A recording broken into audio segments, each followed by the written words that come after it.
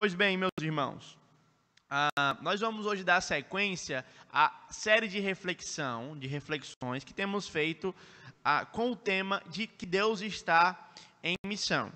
A Bíblia é um livro e, como tal, ela conta uma história, a chamada história da redenção.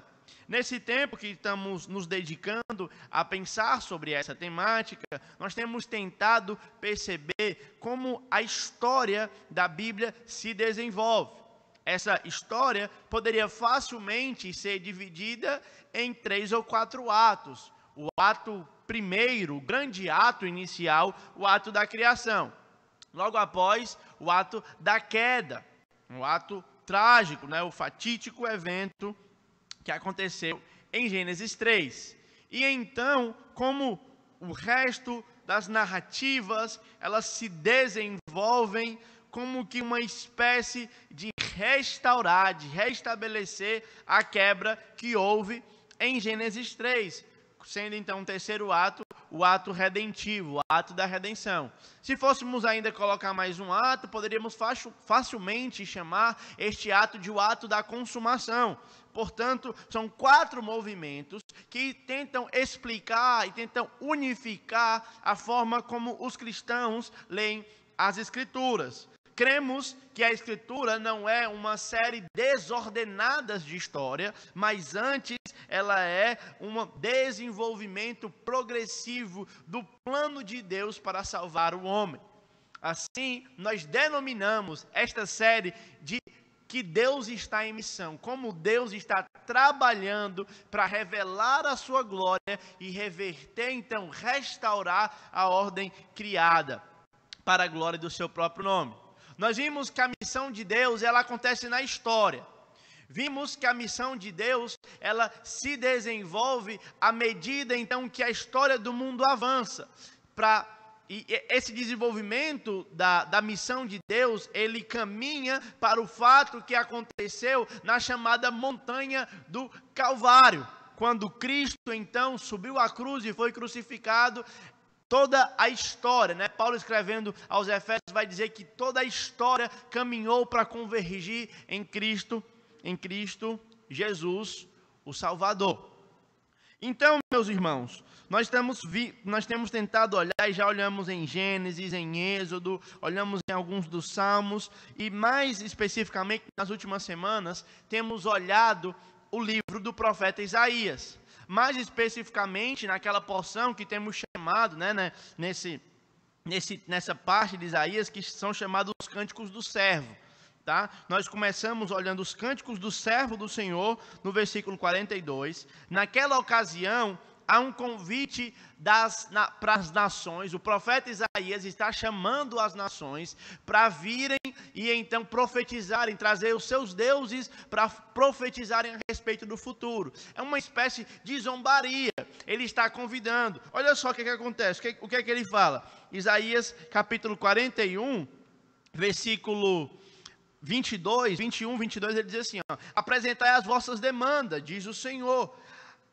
Alegai as vossas razões, diz o rei de Jacó. Trazei e anunciai as coisas que hão de acontecer. Relatai-nos as profecias anteriores, para que atentemos para elas e saibamos se cumprirão, ou fazer-nos ouvir as coisas futuras.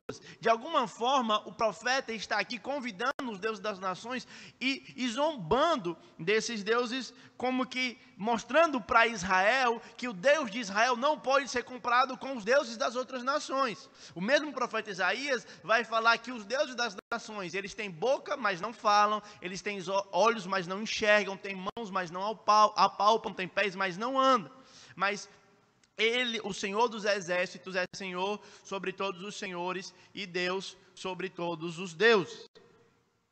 Uma outra coisa que é distintiva na missão de Deus é que Deus se distingue dos outros deuses. Uma vez que as outras nações carregam os seus deuses, quando nós vemos e olhamos Israel, é Deus quem o carrega. Ao invés, então, de o povo carregar Deus, é Deus quem o carrega. E após fazer esse convite a respeito das profecias, a respeito das predições do futuro, e as nações ficarem mudas, o Senhor, então, convida o seu servo. o seu servo. Então ele fala no versículo 42, eis aqui o meu servo. E ele diz então no Isaías 42, no primeiro cântico, que a missão do servo, a obra missionária do servo do Senhor, ela tem um caráter restaurador. Ela vai trazer uma espécie de justiça ele vai promulgar o direito dos gentios. Ele não vai esmagar a cana quebrada, ele não vai apagar a torcida que fumega. O segundo cântico, irmãos, foi o que nós vimos na quarta-feira. Está encontrado lá no capítulo 49 do livro do profeta Isaías. Nesse cântico, agora, não é mais Deus que apresenta o seu servo.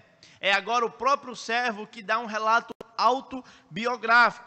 Ele diz, e o versículo central da nossa reflexão na semana passada foi o versículo 5 e o versículo 6, que diz assim, ó: mas agora diz o Senhor que me formou desde o ventre da minha mãe, para ser seu servo, para que eu torne a trazer a Jacó e que eu venha reunir Israel, porque eu sou glorificado perante o Senhor e o meu Deus é a minha força.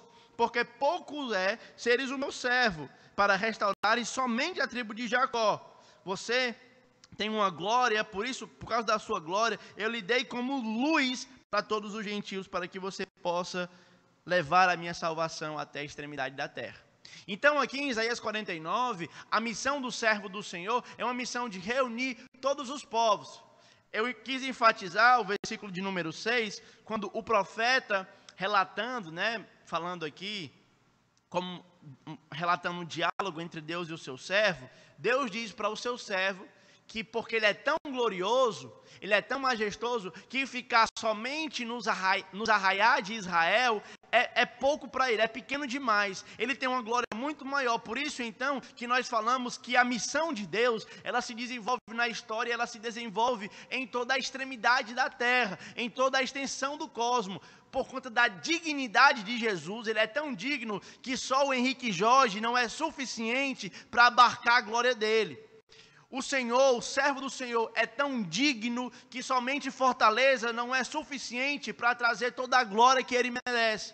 Para que as nações, então, possam suprir o anseio, a necessidade, ou corresponder à grandeza da glória do servo, nós precisamos trazer gente de todos os lugares, de todos os povos, para se prostrarem e adorarem ao servo do Senhor. Eu já estou dizendo para os irmãos que o servo do Senhor, como eu entendo, é uma profecia messiânica. E do lado de cada cruz, podemos afirmar categoricamente que o servo do Senhor atende pelo nome de Jesus Cristo, o Filho de Deus. Na porção que nós vamos estudar nessa noite, nós vamos ver então mais um aspecto do ministério do servo. Vimos até aqui a promulgação de justiça, e vimos então reunir todos os povos em torno do seu próprio nome. O próximo cântico que nós vamos ter, o terceiro cântico do servo do Senhor, se encontra no capítulo 50, a partir do versículo 4. E já quero adiantar de antemão para os irmãos que o próximo cântico é o cântico mais famoso, talvez, do Antigo Testamento e, sobretudo, e principalmente do profeta Isaías. É o Isaías 53, uma profecia messiânica também. E nós queremos entender aquela profecia, se o Senhor nos permitir, na próxima semana. Você é nosso convidado para participar. Vamos fazer a leitura. Vamos fazer a leitura até o versículo 11. Isaías 50, versículo 4 até o versículo 11. Diz assim: o Senhor, esse aqui é o servo falando, o servo de Deus, O Senhor me deu língua de erudito, para que eu saiba dizer boa palavra ao que está cansado. Ele me desperta todas as manhãs, desperta o meu ouvido, para que eu ouça como escutam os eruditos. O Senhor me abriu os ouvidos, e eu não fui rebelde, eu não me retraí. Ofereci as minhas costas aos que me feriam, e a minha face aos que me arrancavam os cabelos. Não escondi o rosto aos que me afrontavam e me cuspiam.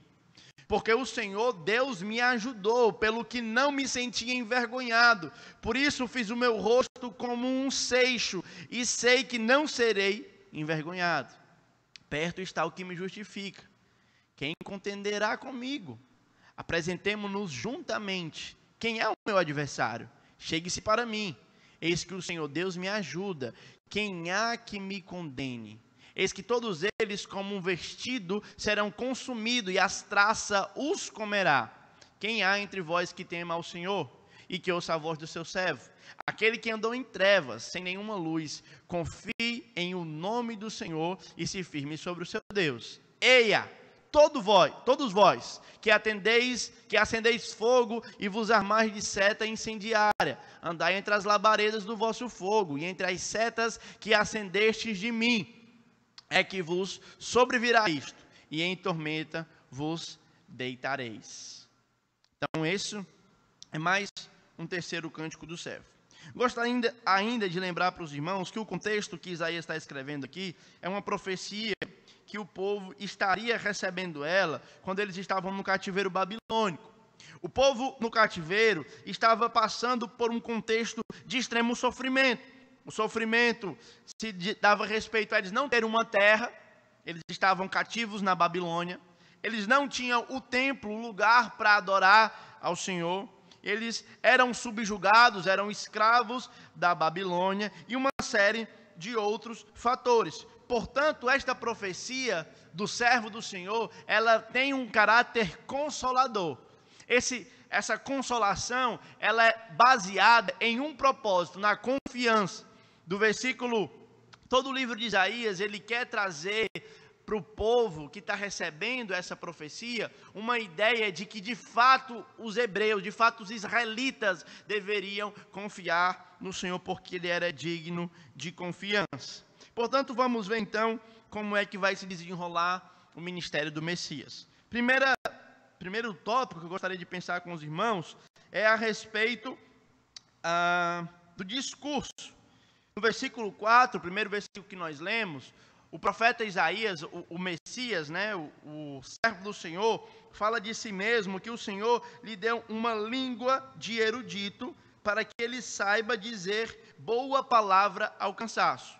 O primeiro aspecto importante aqui dessa porção das Escrituras é o conteúdo, o discurso que o servo do Senhor vai trazer.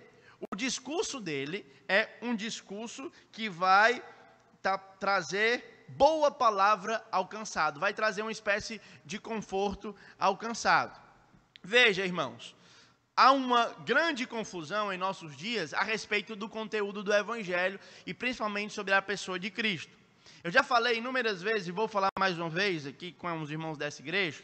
Sempre quando a gente está envolvido em algum trabalho social, sempre alguém costuma comentar na foto lá, quando vê alguém entregando cesta ou coisas nesse sentido, tem a tendência de colocar assim, isto é o verdadeiro Evangelho. Só que essas pessoas falham em associar uma implicação do Evangelho com o próprio Evangelho.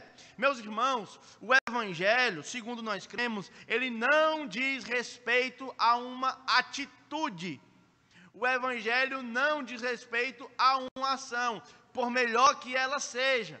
Algumas ações, sim, são implicações necessárias do Evangelho, mas não são em si o Evangelho. É necessário, então, que nós tenhamos essa compreensão muito clara, porque já Isaías tinha essa compreensão. O ministério do Messias era um ministério que envolvia o discurso, os ensinamentos, a palavra, o conteúdo. O Evangelho também não é, irmãos, um conselho, de tal forma que eu não posso convidar alguém para vir ao Evangelho, para que essa pessoa tão somente possa mudar de vida. Mudar de vida é uma implicação do Evangelho, mas não é o Evangelho. A palavra Evangelho diz respeito a uma notícia. E a mais básica informação sobre a notícia é que ela apresenta um fato, e um fato que já aconteceu. Portanto, o Evangelho não é um conselho, o Evangelho não é uma ação. Ele é uma notícia que traz à tona um fato que já aconteceu. Este fato aconteceu há 2000 anos, na cruz do Calvário, quando este servo foi crucificado. E então ele venceu e disse que todo aquele que crê nele está livre do peso do seu pecado e agora então tem a vida eterna mediante a fé e o arrependimento. O ministério do Messias envolve o discurso. Jesus não somente curou, Jesus não somente libertou, mas ele sim, principalmente ele ensinou. Você lembra que algumas vezes uma multidão estava clamando para ser curado e Jesus se negou, ele não foi para curar aquela multidão, ele foi para o outro lado. Por quê? Porque aquela multidão já tinha escutado do seu discurso, já tinha ouvido a sua mensagem. E a mensagem dele, ela é uma mensagem que tem necessariamente o objetivo de consolar aqueles que estão cansados, aqueles que estão perdidos. Pense comigo nos israelitas no contexto de cativeiro, tudo aquilo que eles passaram. Se os irmãos que estão assistindo a reflexão lembram da minha pregação em Lamentações, há algum tempo atrás, vocês vão ver a imagem triste que é o cativeiro. Mães comendo os próprios filhos, as virgens estão caladas, a cidade foi assolada, aquela que era formosa entre todas as nações agora está abalada, está destruída, está derrotada. Portanto, quando o servo do Senhor vem, ele vem trazer consolo. As suas palavras são temperadas com sal e elas são capazes de trazer alívio ao coração mais sedento. Agora, um ponto importante a respeito do ministério do servo é que ele só é um bom pregador, um bom ensinador, um bom mestre, porque os ouvidos dele foram preparados para aprender.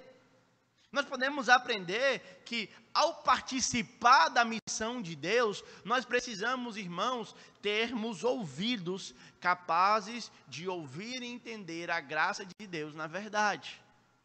Aquele que quer ficar de pé para ensinar, ele precisa sentar-se para aprender. E o melhor falador, né, é o melhor ouvinte. Aquela velha sabedoria popular. Deus nos deu 2 ouvidos e uma boca. Isso é por quê? Porque nós precisamos ouvir mais e falar menos. Certo? E é interessante como a perfeição do ministério do Messias, ela atinge um ponto tal que ele aprendeu muito e tudo aquilo que ele aprendeu, ele usou para consolar, para dar boa palavra aos cansados. Para dar boa palavra aos cansados. O Evangelho, irmãos, não é um conjunto de proposições intelectuais. Não é um conjunto de verdades que você precisa aprender, como se isso fosse uma espécie de gnosticismo. Porque você sabe que Jesus morreu e ressuscitou, isso vai mudar a sua vida, isso precisa ser encarnado. E você precisa usar essa mensagem para anunciar aqueles que estão cansados e abatidos, que estão sedentos, precisando ouvir a mensagem do Evangelho. O segundo aspecto da missão do servo do Senhor, aqui em Isaías 50, é o sofrimento. Veja, o Senhor me abriu os olhos, versículo 5, e eu não fui rebelde, não me retraí. Versículo 6, ofereci as minhas costas aos que me feriam, e a minha face aos que arrancavam os meus cabelos. Não escondi o rosto aos que me afrontavam e me cuspiam. Veja, é muito difícil, irmãos, em nossos dias, com a revelação que nós temos, com a progressão que foi nos dada, nós não fazemos essa associação ao ministério de Cristo. Ele sabia, e aqui nós percebemos um caráter fundamental para compreender a missão de Cristo. A missão de Cristo, irmãos, era uma missão voluntária. O sacrifício de Cristo foi um sacrifício voluntário.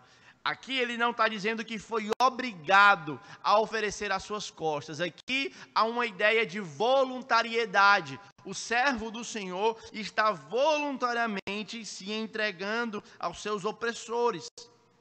E está voluntariamente se entregando ao sofrimento. O ministério do Messias envolve sofrimento.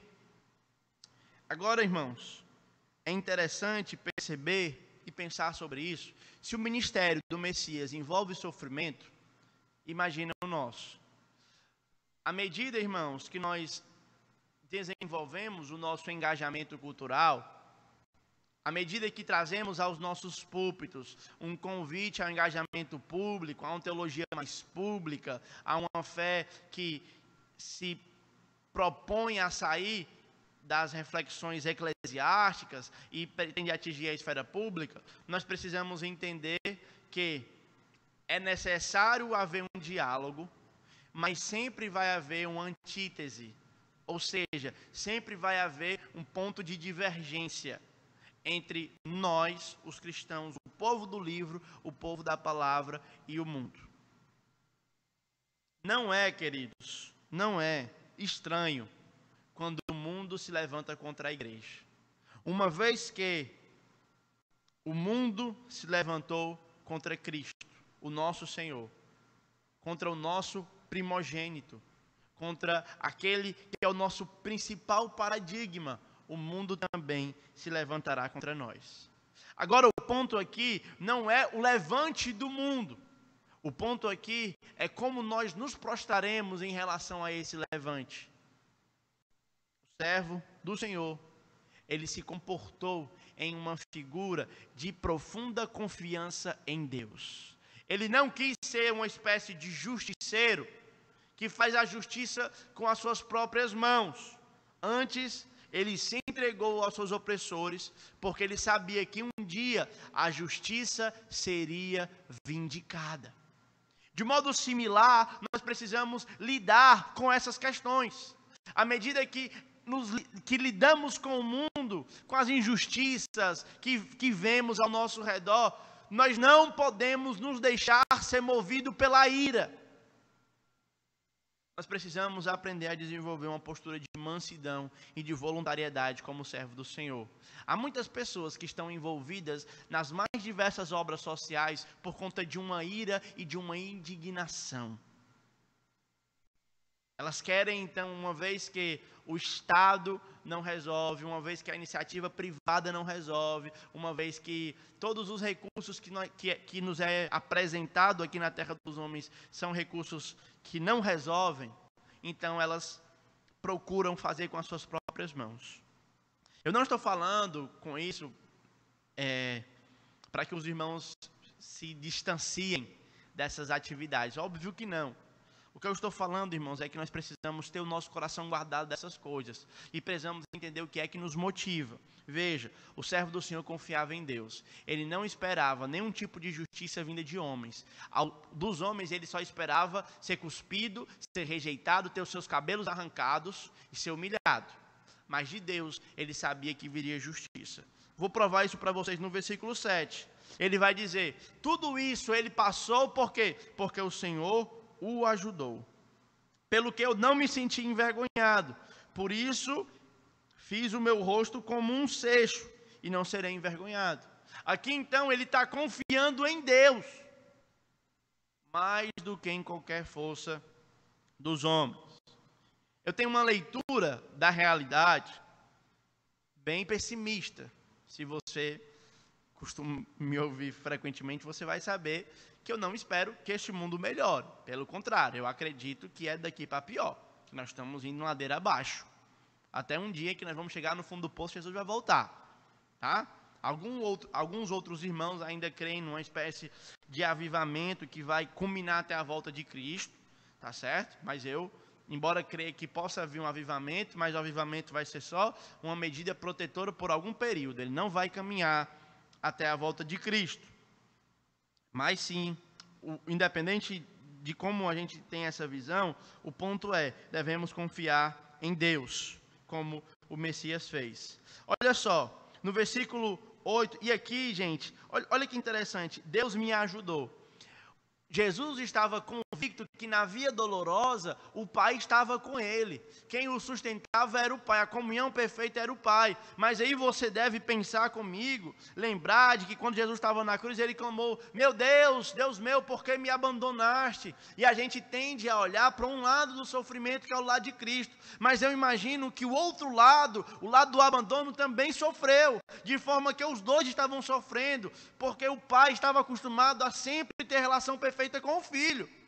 Então essa separação dos dois trouxe um profundo sofrimento nos dois, mas eles sabiam que este penoso trabalho iria trazer a justiça futura. E é isso que ele fala no versículo 8, olha só, perto está o que me justifica. Quem contenderá comigo? Você lembra dessas palavras?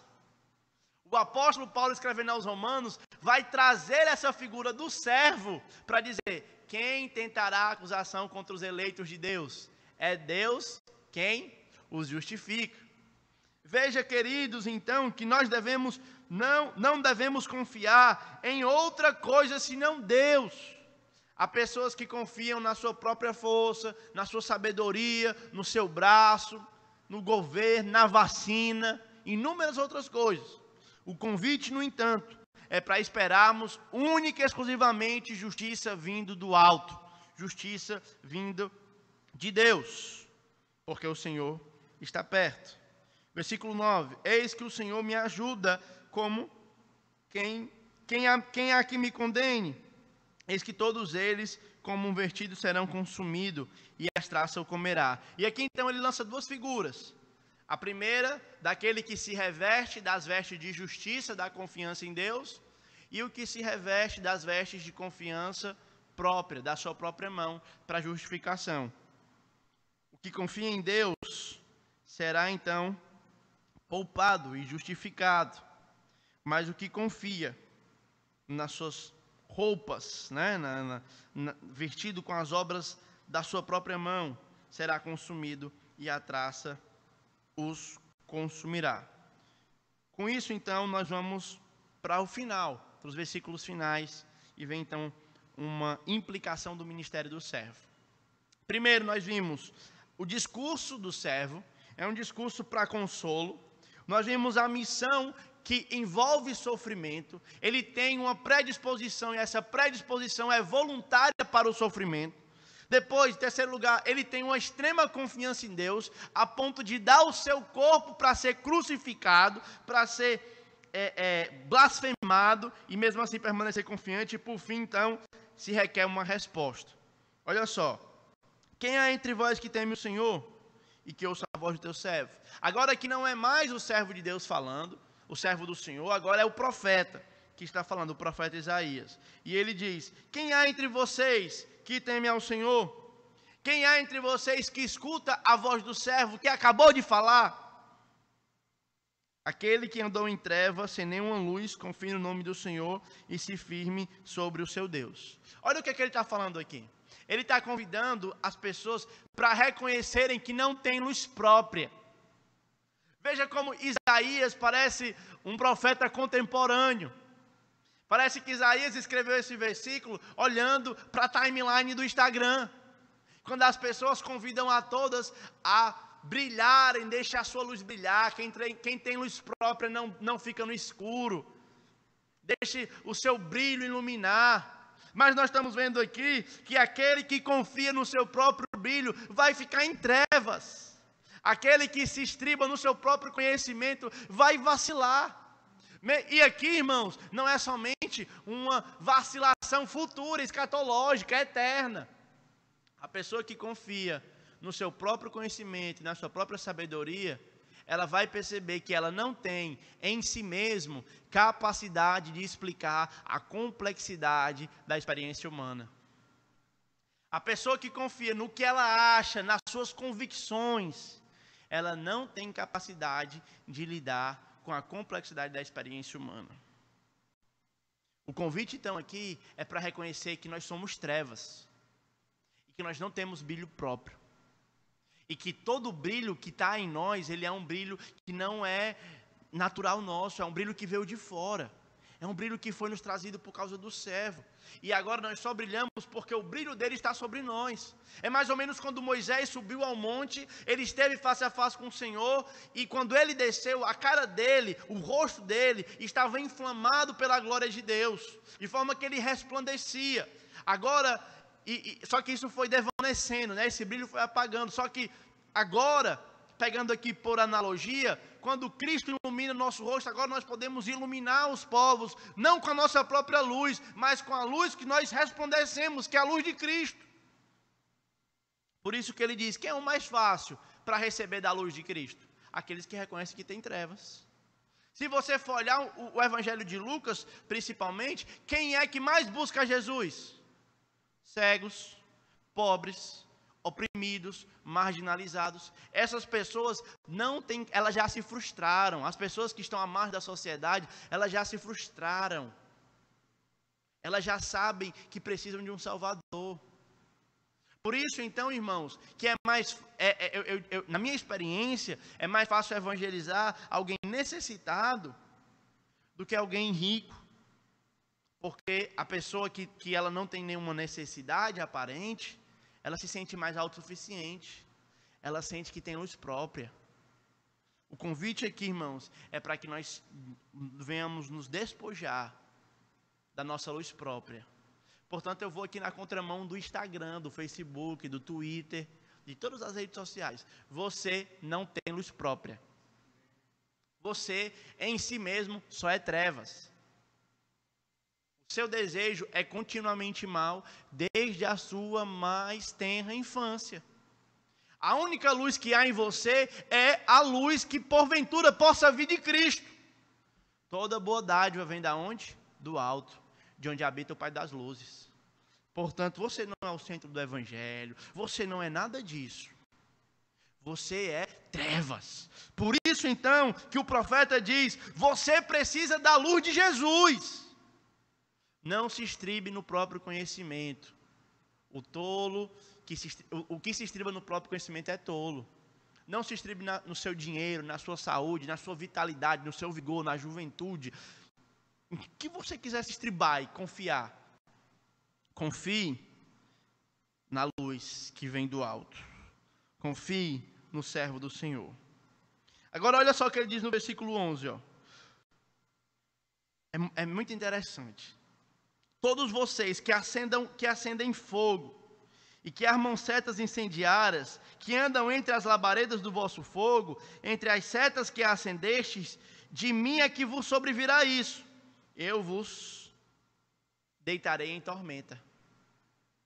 Aquele que deseja ter luz própria, né? E a luz aqui para Isaías não é luz elétrica, era o fogo. Então aquele que deseja criar o fogo pelas suas próprias artimanhas, ele vai se deitar em tormenta. Uma hora ele vai ver que o conhecimento dele não é capaz para lidar com as grandes questões da vida.